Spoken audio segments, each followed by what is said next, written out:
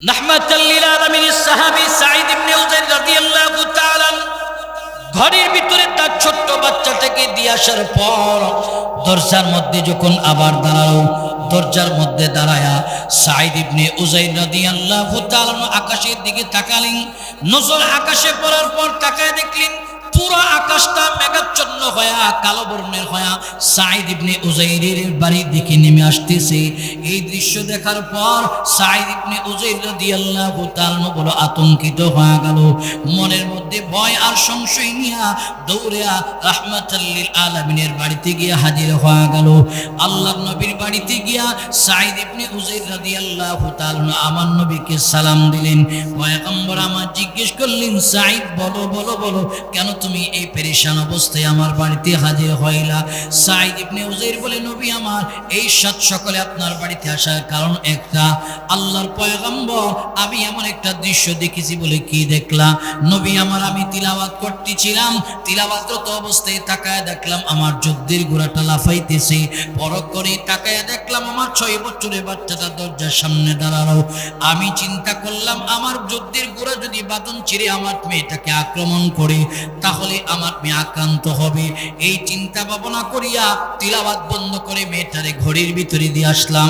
ঘরের ভিতরে দিয়ে এসে দরজায় দাঁড়ালাম। দরজায় দাঁড়ায় আকাশের দিকে তাকানোর পর দেখলাম পুরা আকাশটা মেঘাচ্ছন্ন হয়ে আমার এলাকার বাড়ির দিকে নেমে আসতেছে। নবী আমার বলে, তুমি কি করতেছিলা? নবী আমি তিলাওয়াতরত অবস্থায় ছিলাম। রাহমাতাল লিল আলামিন আমার বলেন, রিসাই তিলাওয়াত কেন বন্ধ করলা? যদি তিলাওয়াত বন্ধ না করতা, কালামে হাকিমের তিলাওয়াত বন্ধ না করতা, তোমার এলাকার সমস্ত মানুষ দেখতে পাইতো তিলাওয়াতে কোরআনের বরকতে, তিলাওয়াতে কোরআনের কারণে তোমার এলাকার দিকে আল্লাহ রহমত নেমে আসতেছিল, রহমত সাকিনা নেমে আসতেছিল। সব মানুষ দেখতে পাইতো যে তোমার তিলাওয়াতে কোরআনের কারণে বারাকা নাজিল হইতেছে, বরকত নেমে আসতেছে। অতএব আমরা দেখি না, কিন্তু সত্যি হাদিস বলে তিলাওয়াতে কোরআন যে এলাকায় হয় এই এলাকার ভিতরে আল্লাহ তাআলা বারাকা দেয়। অতএব আমরা এই পরিবেশ পেয়েছি, তিলাওয়াতে কোরআনের পরিবেশ পেয়েছি, আমাদের শুকর আদায় করার দরকার ছিল, এদের সাথে সম্পর্ক বানানোর দরকার ছিল। কিন্তু আমাদের অবস্থা হলো জীবন্ত কোরআন থেকে আমরা দূরে, পৃষ্ঠার কোরআন থেকে দূরে। পৃষ্ঠার কোরআন, জীবন্ত কোরআন থেকে যদি দূরে থাকি, আযাব গজব চতুর্দিকে আমাদের ধেয়ে আসবে। যখন এই রিহানটা নিচে পড়ে, নিচে থেকে উঠায়া বুকে নেন, চুমু খান। 20 টাকা গজের কাপড় আপনার ঘরে আছে, কাপড়ের কোনো মূল্য নেই, নিচে পড়ে উঠে আর চুমু খান না। যখন এই কাপড় ডিলার্সের মাধ্যমে গিলাপ পড়ে পৃষ্ঠার কোরআনের সাথে সম্পর্ক হয়, নিচে পড়লে ধরে উঠায়া চুমু খান। জিজ্ঞেস যদি করা হয় কেন চুমু খান, বলে এই জন্য চুমু খাই কারণ তার সম্পর্ক আল্লাহর কালামের সঙ্গে, এই কারণে তার মূল্য বেশি, এই কারণে আমি চুমু খাই। ঠিক পৃষ্ঠার কোরআনের সাথে যদি সম্পর্কের কারণে কাঠের টুকরো 20 টাকা গজের কাপড়ের মূল্য হতে পারে, তাহলে আমার আপনার সম্পর্ক যদি আল্লাহর কালামের সাথে হয়, তাহলে দুনিয়াতে আমি সম্মানিত, পরকালও আল্লাহর কাছে সম্মানিত। জোরে বলুন সুবহানাল্লাহ। এই কারণে কোরআনের সাথে সম্পর্ক লাগবে, কারণ কোরআন এমন একটা কিতাব, এমন একটা বস্তু, আসমানের নিচে জমিনের উপরে আল্লাহ তাআলা যত সৃষ্টি আছে তার মধ্যে সবচেয়ে দামি সৃষ্টি হলো আল কোরআন। জোরে বলুন সুবহানাল্লাহ। সবচেয়ে দামি সৃষ্টি আল কোরআন, আহাব্বু ইলাল্লাহি মিনাস সামাওয়াতি ওয়াল আরদ। আসমান এবং জমিনের উপরে সবচেয়ে দামি সৃষ্টি হলো আল কোরআন। ভাইরা আমার, রাহমাতাল লিল আলামিন আমার বলেন, এই কোরআনের সাথে যাদের সম্পর্ক হবে তারা দামি বনবে। জীবন্ত কোরআনের সঙ্গে যাদের সম্পর্ক হবে তারাও দামি বনবে। পৃষ্ঠার কোরআনের সাথে যাদের সম্পর্ক বনবে তারাও দামি বনবে। রাহমাতাল লিল আলামিন আমার বলেন, যেই এলাকার মধ্যে কোরআন তিলাওয়াত হয় এলাকার ভিতরে বারাকা আসে, রহমত নাজিল হয়। যেই ঘরের ভিতরে তিলাওয়াতে কোরআন হয় এই ঘরের ভিতরে নবী বলেন রহমত বারাকা নাজিল হয়। এই এলাকার ব্যবসায়ীদের মধ্যে, ব্যবসার মধ্যে আল্লাহ তাআলা বারাকা দেয়, চাকরিজীবীর চাকরির মধ্যে আল্লাহ বারাকা দেয়। এক কথায় যেই এলাকায় তিলাওয়াতে কোরআন হয় এই এলাকার আসমানি গজব আল্লাহ উঠায় নেই, জমিনি গজব উঠায় নেই। অতএব আপনাদের এই এলাকায় কোরআনের মার্কাজ হয়েছে, অতএব আপনারা বড় ভাগ্যবান, আপনারা বড় ভাগ্যবান। কারণ তিলাওয়াতে কোরআন যখন আমাদের বাচ্চারা করে, এর দ্বারা আমাদের এলাকার ভিতরে বারাকা নাজিল হয়, রহমত নাজিল হয়, গজব উঠায় নেওয়া হয়।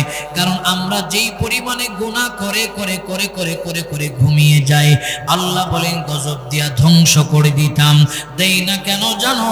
কারণ আমি যখন গজব দিতে যাই, শেষ রজনীতে তাকায়া দেখি ছোট ছোট বাচ্চারা রাত 4টা বাজে ওইটা ঠান্ডা পানি দিয়া ওযু বানায়া তাহাজ্জুদ আদায় করে, তাহাজ্জুদের নামাজ পড়িয়া আমি আল্লাহর কালাম কোরআনুল কারীম সামনে নিয়ে তারা তিলাওয়াত করে।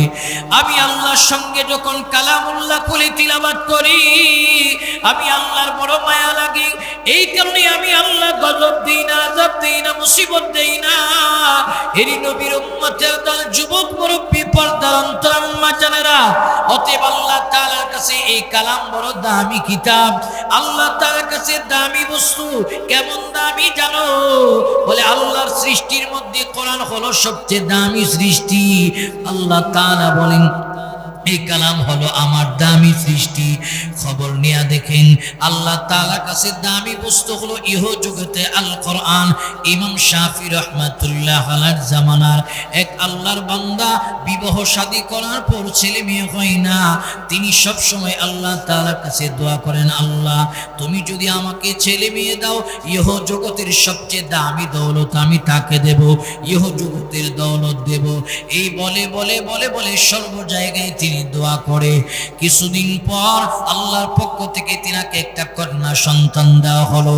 কন্যা সন্তানকে লালন পালন করে করে করে করে করে করে যখন বিবাহের উপযুক্ত হলেন, বিবাহ বন্ধনে আবদ্ধ হয়ে যাবেন, এমন সময় আল্লাহর বান্দার টেনশন ঢুকেছে যে আমাকে আল্লাহ তাআলা যে সন্তান নামের নিয়ামত দিয়েছে, আমি তো আল্লাহ তাআলার কাছে দোয়া করতাম আমাকে যদি আল্লাহ তাআলা ছেলে অথবা মেয়ে দেয়, ইহ জগতের দামি দৌলত তাকে হাদিয়া দেব।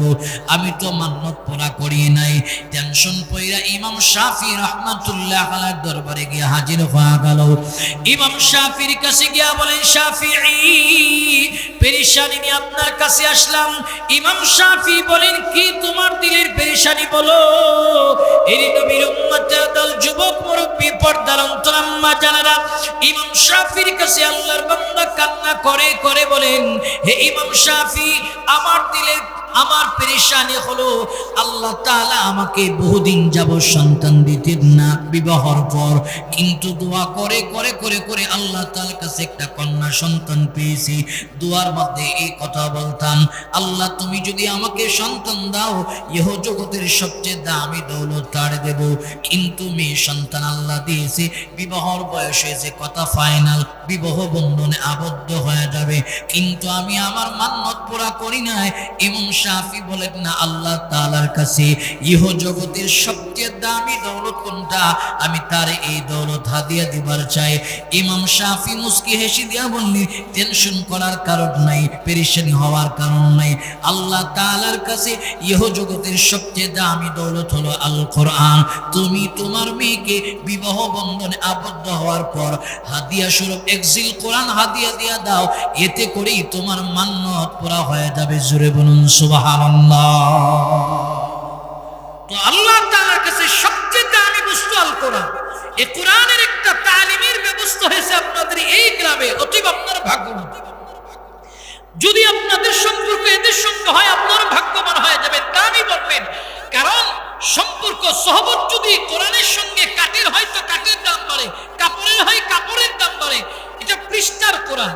আর যদি জীবন্ত কোরআন, যেই কোরআনগুলি মাদ্রাসায় আল্লাহ তাআলা নিয়ে এসেছে বিভিন্ন গোত্র থেকে, তাদের সিনায় 30 পারা সংরক্ষণ করার জন্য, এদের সাথে সম্পর্ক হলে লাভটা কি? হাদিসে আল্লাহ রাসূল বলেন, ইকালু লিসাহিবিল কোরআন ইকরা ওয়াত্তাকি ওয়ারাত্তিল কামা কুনতা তুরাত্তিলু ফিদ দুনিয়া ফাইন্না মানজিলাকা ইনদা আখির আয়াতিন তাকরাউহা। কিয়ামতের ময়দানে আল্লাহ পাক রব্বুল আলামিন হাফেজে কোরআনকে রাসূল বলেন, আল্লাহ তাআলা বলবেন পড়ো, পড়তে থাকো আর পড়তে থাকো। কোরআনে 6666 আয়াত রয়েছে, তারা পড়বে, তার তিলি শহীদ পড়ো। রাসূল বলেন পড়ো আর উঠতে থাকো। উঠতে উঠতে 6666 তলা ভবনের মালিক হবে। এত বড় ভবন, বলবে আল্লাহ হাফেজে কোরআন বলবে, কাকে নিয়ে থাকবো? আল্লাহ তাআলা তখন বলবে, দেখো দুনিয়াতে তোমাদের কারা সহযোগিতা করতো, ভালোবাসতো, মহব্বত করতো, আজকে এদেরকে এক একটা কামরার মালিক বানায় দাও। জোরে বলুন আল্লাহু আকবার। সেদিন কিন্তু কপাল খুলে যাবে যে মহব্বত যদি জীবন্ত কোরআনের সঙ্গে থাকে তো আল্লাহ তাআলার কাছে সেদিন দামি বলবে। প্রিয় ভাইয়ের আমার, আজকে তো মুসলমানদের সম্পর্ক পৃষ্ঠার কোরআনের সাথে যেরকম নাই, ঠিক জীবন্ত কোরআনের সঙ্গে মুসলমানদের সম্পর্ক নাই।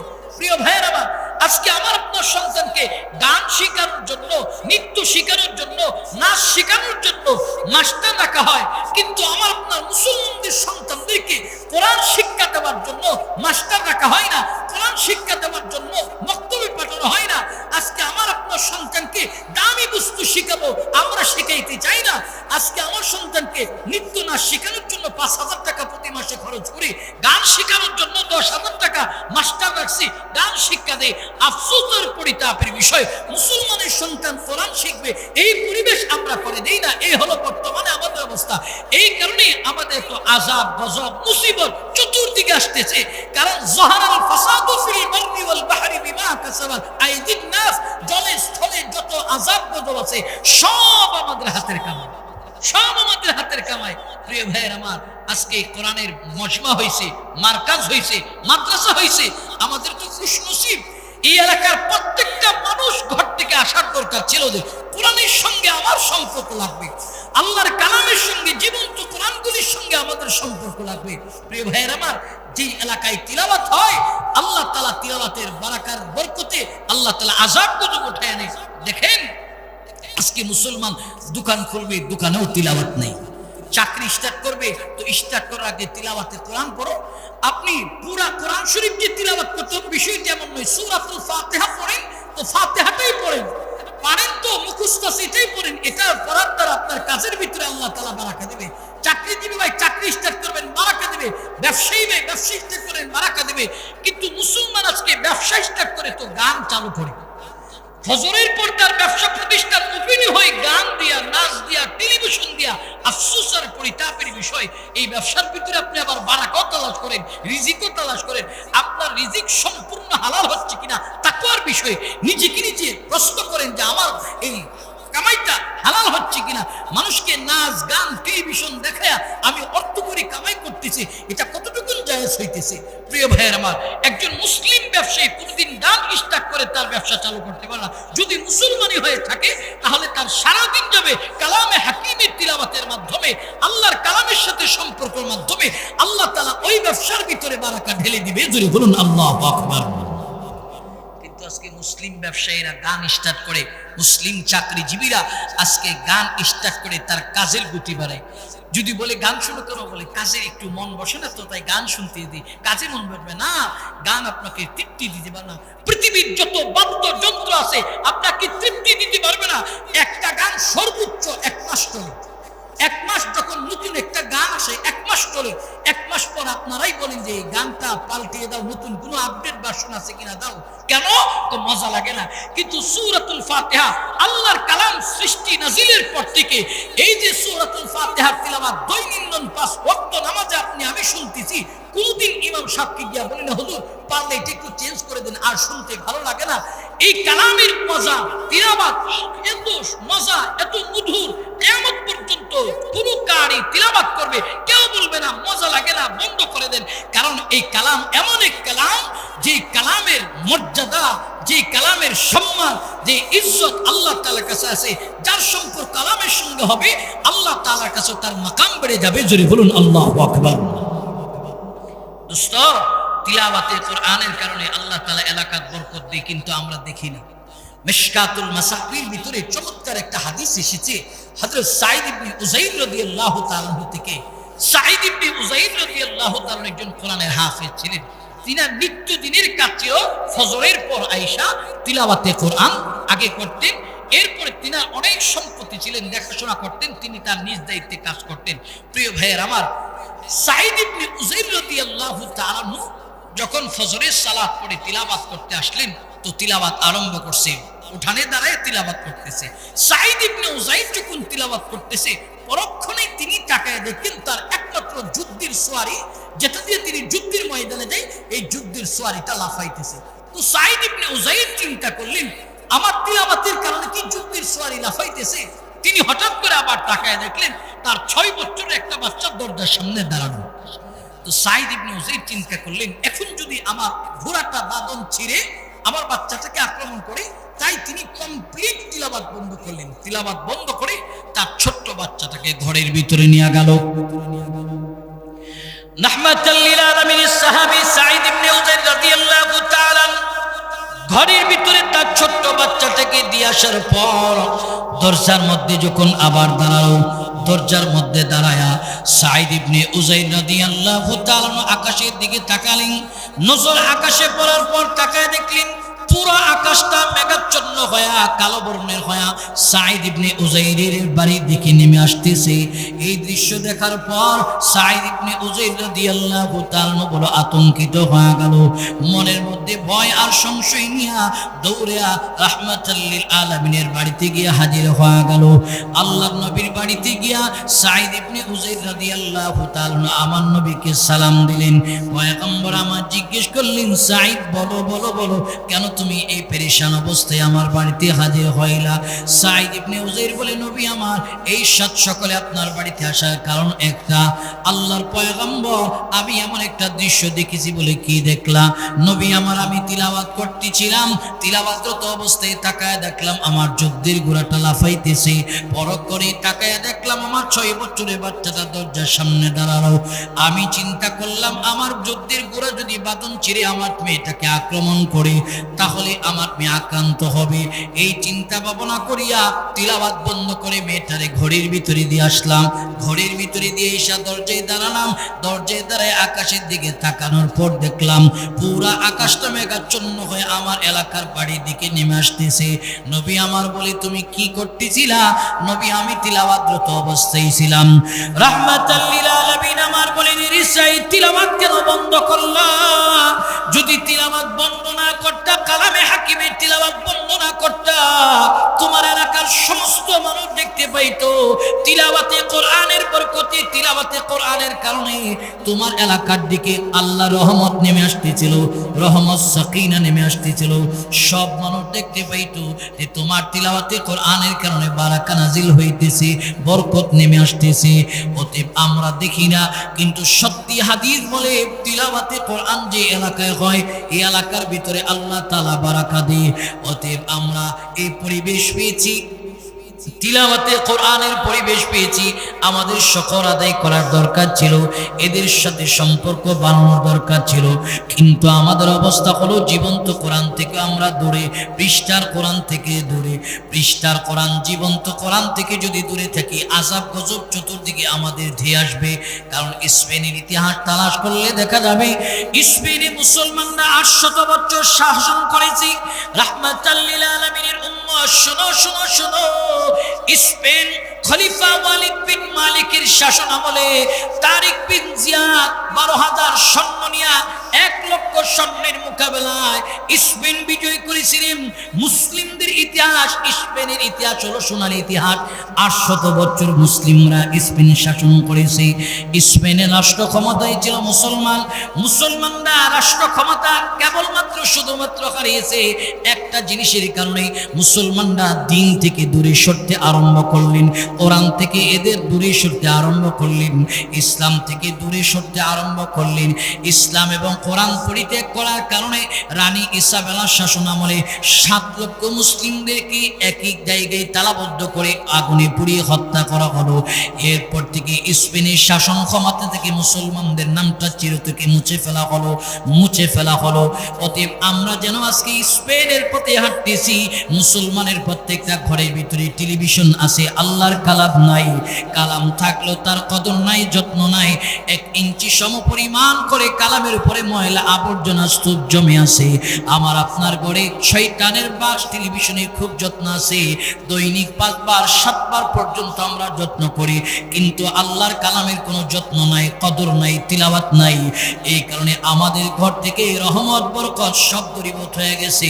মুসলমানের প্রত্যেকটা ঘরের ভিতরে অশান্তির দাবানল জ্বলে। জোরে বলুন ঠিক কিনা? মুসলমানদের প্রত্যেকটা ঘরের ভিতরে অশান্তির দাবানল জ্বলে। দাবানল কেন? বলে তিলাওয়াতে কোরআন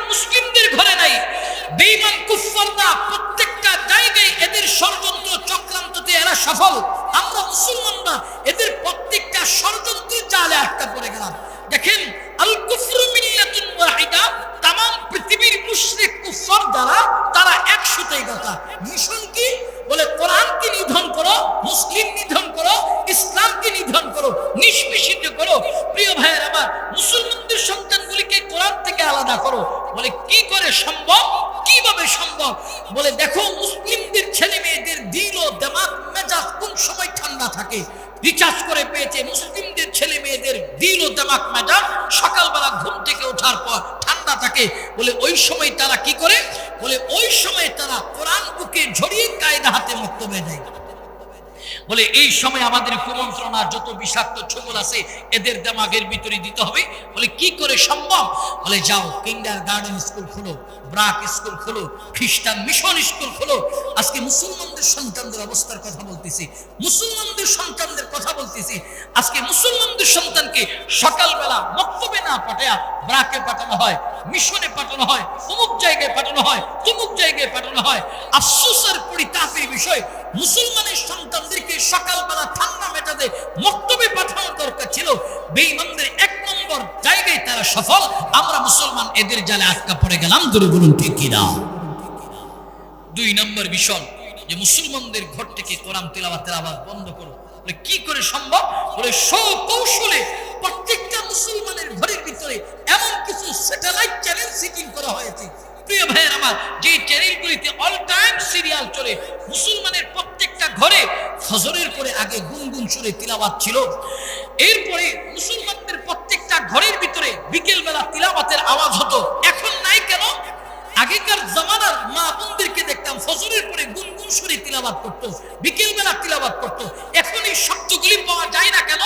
বলে বিজাতীয় অপসংস্কৃতি আমার আপনার ঘরের ভিতরে ঢুকছে। প্রত্যেকটা ঘরের ভিতরে টেলিভিশন আছে, টেলিভিশনের ভিতরে সিরিয়াল চলে। আমাদের ঘরের নারীরা ঘরোয়া কাজ শেষ করার পর সারাদিন সিরিয়াল নিয়ে ব্যস্ত থাকে, কোরআন নিয়ে ব্যস্ত থাকে না। প্রিয় ভাইয়ের আমার, বেঈমানদের দুই নম্বরে মিশনেরা সফল, আমরা মুসলমানরা এদের জালে আটকা পড়ে গেলাম। আফসোসের পরিতাপের বিষয়, নিজেদেরকে যদি মুসলিম দাবি করে থাকেন, আজকে মুসলমানের প্রত্যেকটা ঘর থেকে গানের আওয়াজ আসে, তিলাওয়াতে কোরআনের আওয়াজ আসে না। এই কারণে আমাদের উপরে এত মুসিবত আর গজব। ধরে বলুন ঠিক কিনা? এই কারণে মুসিবত আর গজব। এই কারণে তিলাওয়াতে কোরআন লাগবে, তিলাওয়াতে কোরআন লাগবে। প্রিয় ভাইয়ের আমার, তিলাওয়াতে কোরআনের কারণে আল্লাহ তাআলা রব্বুল আলামিন এলাকার ভিতরে বারাকা দেয়। এই যে মাদ্রাসা হয়েছে এটা আপনাদের জন্য একটা নিয়ামত। মনে করবেন এখানে তিলাওয়াতে কোরআন হয়, এর দ্বারা আমাদের উপর থেকে আসমানি গজব, জমিনি গজব, সব রকমের গজব আল্লাহ তাআলা দূর করে দেয়।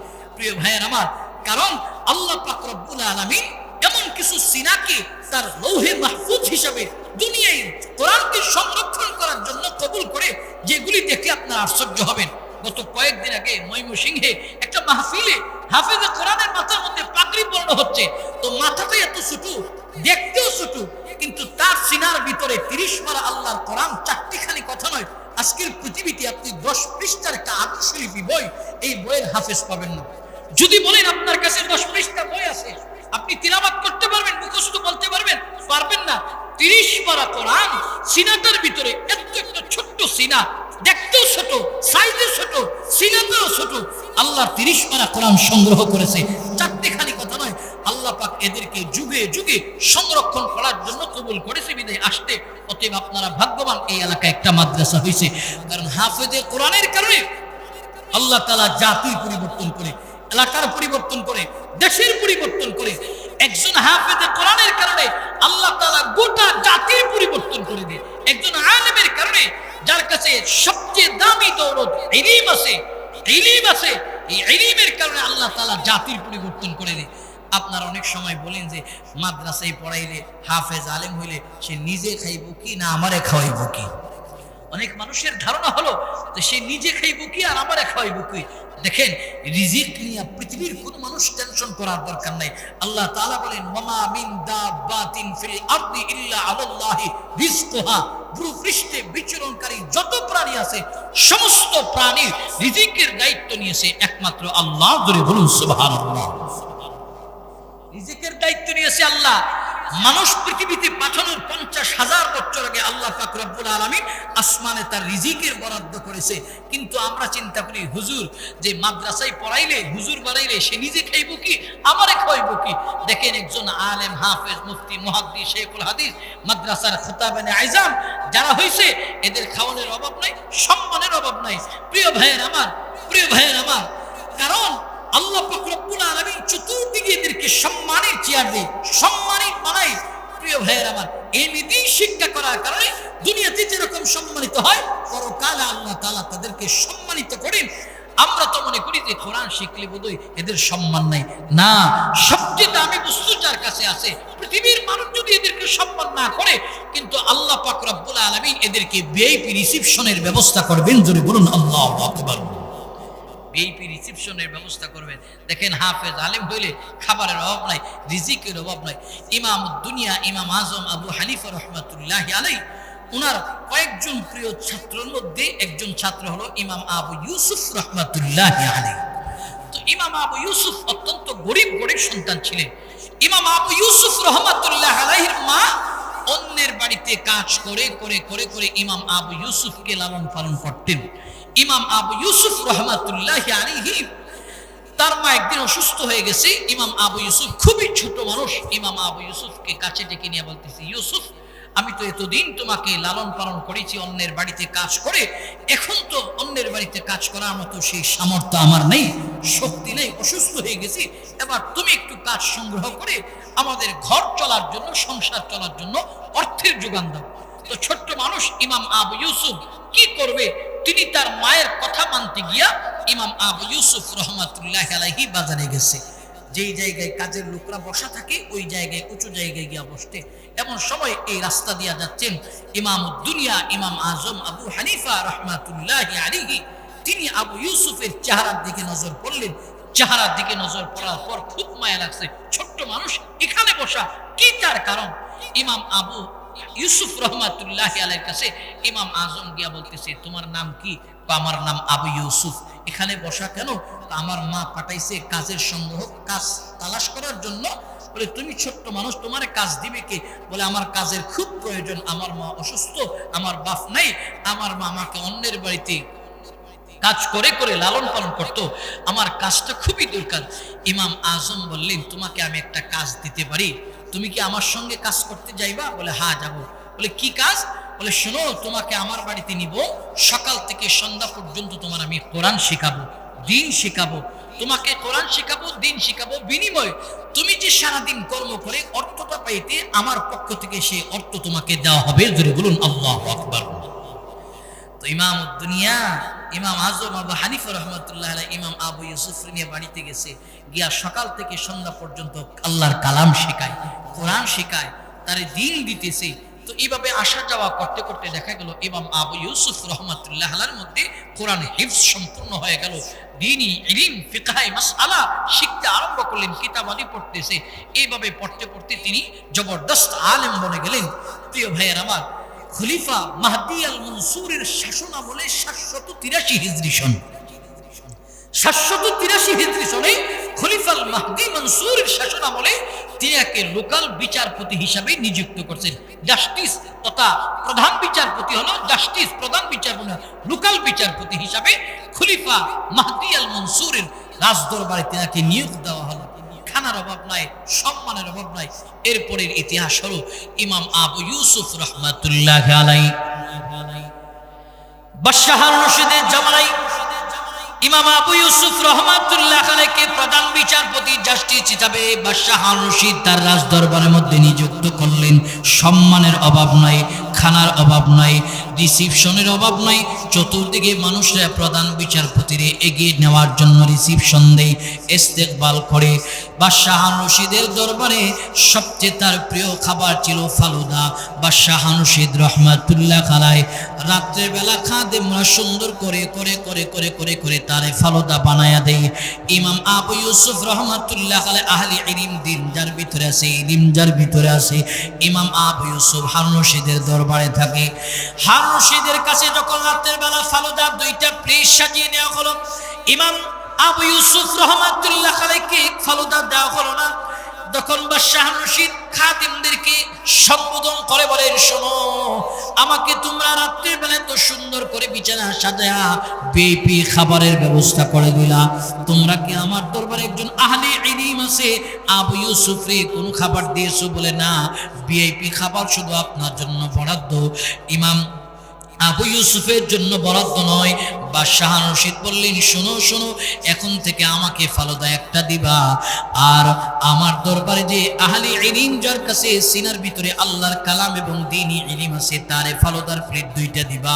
পরের দিন রাত্রের বেলা ইমাম আবু ইউসুফের সামনে যখন ফালুদার প্লেট নেওয়া হলো, ফালুদা সাজানো আছে, ইমাম আবু ইউসুফ খাবার দিকে চোখের পানি ছেড়ে ছেড়ে হাউমাউ করে কান্না আরম্ভ করলেন। কান্না করে করে করে করে বলতেছে, আমার এত বড় সম্মান, এত ইজ্জত আল্লাহ দিয়েছে, কোথায় আমার উস্তাদ ইমাম আজম আবু হানিফা? আজকে তিনি আমার সম্মান দেখে যেতে পারলেন না, অথচ তিনি আমাকে পয়সা দিয়ে ইলম শিক্ষা দিয়েছে, টাকা দিয়ে ইলম শিক্ষা দিয়েছে। আজকে আমার উস্তাদ আমার এই সম্মান দেখে যেতে পারলেন না, আমার মা আমার এই সম্মান দেখে যেতে পারলেন না। যদিও সামান্য সময়ে মাদ্রাসায় সন্তানদের পড়াইতে গেলে কষ্ট হয়, বেতন দিতে গেলে কষ্ট হয়, কষ্ট মনে করবেন না। আল্লাহ তাআলা আপনার সন্তানকে এমন আসাদ দিবে যেটা আপনি দেখে যেতে পারবেন না, আপনার এলাকার কেউ, অনেক মানুষ, কাছের মানুষ দেখে যেতে পারবেন না, কিন্তু সম্মান দেবে এটাই নিশ্চিত। কারণ কোরআন যারা শিখে, দ্বীন যারা শিখে, এরা দুনিয়ার সবচেয়ে সম্মানিত মানুষ। জুড়ে বলুন আল্লাহু আকবার।